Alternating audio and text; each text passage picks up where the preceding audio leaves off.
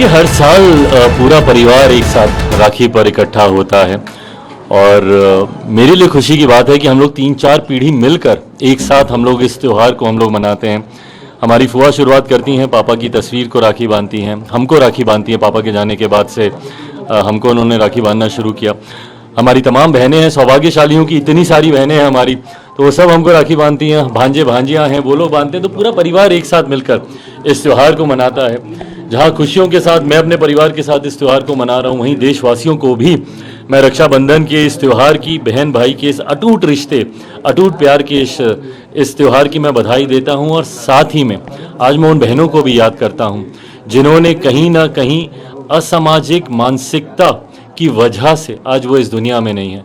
मैं चाहता हूँ आज के दिन देश का हर एक युवक, हर एक लड़का सामूहिक का संकल्प ले। जिस नज़र से हम अपनी बहनों को देखते हैं, उनकी सुरक्षा का हम भरोसा दिलाते हैं, वही सोच देश का हर एक युवा, देश की हर एक बहन बेटी के लिए रखे। ज़रूरत है उस मानसिकता को बदलने की जो महिलाओं के साथ निर्भया जैसे जघन्य अपराध को अंजाम देता है। आज मुझे वो बहन भी याद आती है जो कुछ दिनों पहले जिनके साथ इस तरीके के दुष्कर्म हुए, देश के अलग अलग राज्यों में हुए। आज वो भी बहनें शायद किसी ना किसी भाई की कलाई पर आज राखी बांधती अगर वो होती। तो ऐसे में इस मानसिकता को, और कौन है ये अपराधी, वही लोग हैं जो हम लोग के बीच में सही आते हैं। इस सोच को बदलने की ज़रूरत है जो महिलाओं के ऊपर ऐसे जघन्य अपराध को अंजाम देती हैं।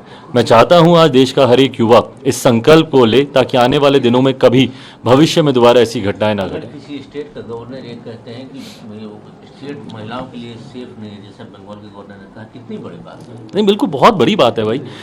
अगर एक गवर्नर अगर अपने राज्य के बारे में अगर इस तरीके की बात कर रहा, और वो भी एक ऐसा राज्य, भाई देखिए फिर वही, मैं इसमें राजनीति नहीं करना चाहता, बट उस राज्य की मुख्यमंत्री एक महिला है।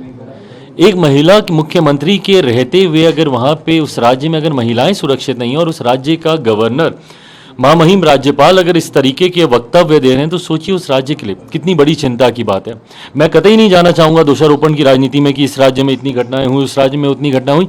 देश के किसी कोने में एक भी ऐसी घटना होती, मैं तो बल्कि दुनिया में ऐसी घटनाओं की कहीं पे कोई जगह नहीं है। अगर ऐसी घटना हो रही है तो उस पर कार्रवाई होनी चाहिए और कड़ी से कड़ी कार्रवाई होनी चाहिए। ऐसी सजा मिलनी चाहिए कि भविष्य में किसी दूसरे की रूह कांपे ऐसी घटना के बारे में सोचते हुए भी। अंजाम देना तो बहुत दूर की बात है, ऐसे उदाहरण हम लोग को रखने की जरूरत है। बट हाँ, साथ ही में ये सामाजिक रिस्पॉन्सिबिलिटी भी है। प्रधानमंत्री जी ने लाल किले की प्राचीर से भी इस बार यही बात कही, कलेक्टिव रिस्पॉन्सिबिलिटी सबको लेने की जरूरत है। वी एज लॉ मेकर्स, हमें भी ये जिम्मेदारी लेने की ज़रूरत है। कानून को धरातल पर उतारने वाले प्रशासनिक लोगों को भी ये जिम्मेदारी लेने की ज़रूरत है और समाज के हर एक व्यक्ति को भी ये जिम्मेदारी लेने की ज़रूरत है। तभी समाज को हम महिलाओं के लिए सुरक्षित बना पाएंगे। इंडिया अलायंस के लोग क्यों चुप हैं? बड़े बड़े लोग जो हैं जो बात करते हैं, अब वही है ना, अब आप सेलेक्टिवली अगर आप विषयों को चुनिएगा, ये गलत है। यही बातें पीड़ा देती हैं, यही बात दुख देती हैं। भाई जब आप मणिपुर की बात करते थे, मैंने भी सदन में आपकी आवाज़ में आवाज़ उठाई, सरकार का अंग होने के बावजूद। सरकार का अंग होने के बावजूद आज मुजफ्फरपुर जैसी घटना, जहानाबाद जैसी घटना आज भी मुझे विचलित करती है। मेरी पार्टी के लोग आज भी गए हैं वहाँ पर, मैं, मेरा पूरी पार्टी, हम लोग उनके साथ खड़े हैं। बट ऐसे में ये वही टीएमसी की महिला सांसद हैं जो सदन नहीं चलने देती थी, चीख चीख के लोग बोलती थी, और आज कहाँ हैं?